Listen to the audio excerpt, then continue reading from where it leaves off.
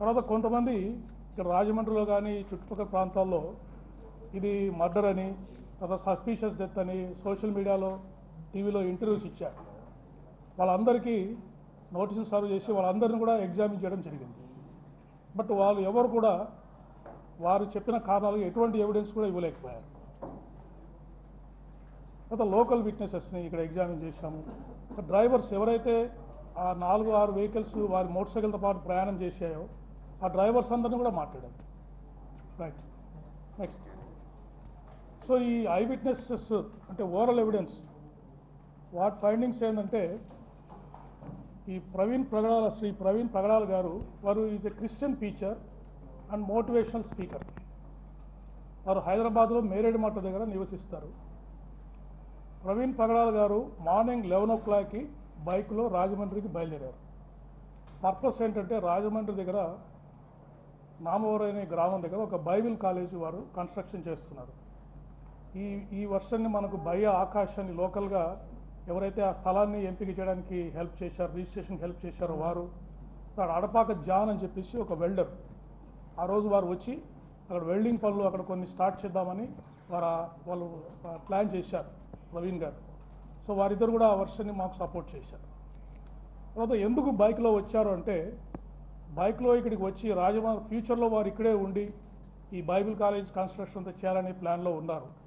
కాబట్టి వారు ఫ్రీక్వెంట్గా ఇక్కడికి వచ్చినప్పుడు వారికి వెహికల్ అవసరం అవుతుంది.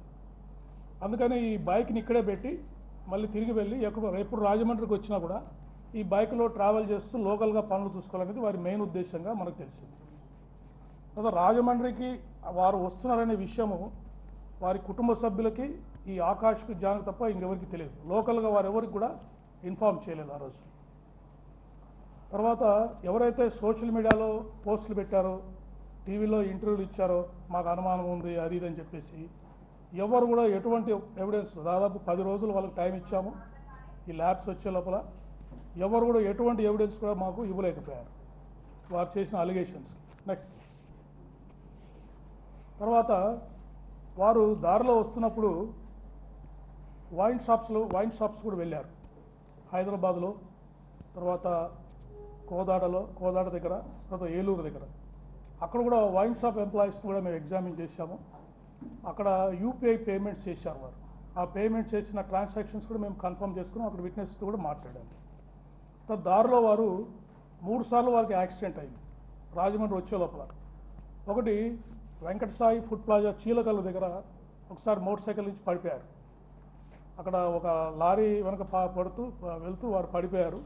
అక్కడ నారోగా యాక్సిడెంట్, మేజర్ యాక్సిడెంట్స్ మిస్ అయ్యారు. ఒక ఆర్టీసీ బస్ కూడా వారిని గుద్దబోయి పక్కకి వెళ్ళిపోయింది. అక్కడ ఎవరైతే స్టాఫ్ ఆఫ్ ఫుడ్ ప్లాజా ఉన్నారో వాళ్ళంతా వచ్చి వారిని హెల్ప్ చేసి మోటార్ సైకిల్ నిలబెట్టి పంపించారు. వాళ్ళందరూ కూడా ఈ ఇన్సిడెంట్ని కన్ఫర్మ్ చేశారు. ఇక్కడ కీసరా టోల్ ప్లాజా దగ్గర కూడా వారు చాలా వేగంగా వస్తూ అక్కడ ఒక బంకుని గుద్ది పడిపోయారు. అప్పుడు అక్కడ ఉన్న అంబులెన్స్ స్టాఫ్, మెడికల్ స్టాఫ్ వెళ్ళి వారితో మాట్లాడి వారికి ఏమైనా ఫస్ట్ ఎయిడ్ కావాలని విచారించి వారితో మాట్లాడిన తర్వాత వారు నాకు అవసరం లేదని చెప్పేసి అక్కడి నుంచి బయలుదేరారు. సో వారు కూడా ఈ ఇన్సిడెంట్ని మాకు కన్ఫర్మ్ చేశారు. రామవరపాడు దగ్గర వారు విజయవాడలో దాదాపు 3:30 నుంచి 4 గంటల వరకు ఉన్నారు. రామవరపాడు రింగ్ దగ్గర అక్కడ విజయవాడ ట్రాఫిక్ ఎస్ఐ గారు ఇంకొక 2 విట్నెస్లు కూడా ఆ ఇన్సిడెంట్ని కన్ఫర్మ్ చేశారు. తర్వాత గొల్లపూడి దగ్గర వారు ఇండియన్ ఆయిల్ పెట్రోల్ బంక్ దగ్గర రీఫ్యూల్ చేయించుకున్నారు. అక్కడ కూడా వారు ఈ డ్రంకన్ అండ్ డ్రౌజీ స్టేట్లో కనిపించారని చెప్పేసి పెట్రోల్ బంక్ స్టాఫ్ మాకు చెప్పారు. సో ఈ విధంగా ఓవరాల్ ఎవిడెన్స్ మీద మనకి ఫైండింగ్స్ అన్నీ వచ్చాయి. నెక్స్ట్, సీసీటీవీ ఫుటేజెస్ ఇవన్నీ మీకు స్టెప్ బై స్టెప్ చూపిస్తాము. మొత్తం వారు హైదరాబాద్లో బయలుదేరినప్పటి నుంచి రాజమండ్రిలో వారు మరణించేంత వరకు కూడా ఎన్ని పాసిబిలిటీ ఉంటే అన్ని సీసీటీవీ ఫుటేజెస్ మేము కలెక్ట్ చేశాము. అవన్నీ 1 by 1 మీకు చూపించడం జరుగుతుంది. నెక్స్ట్.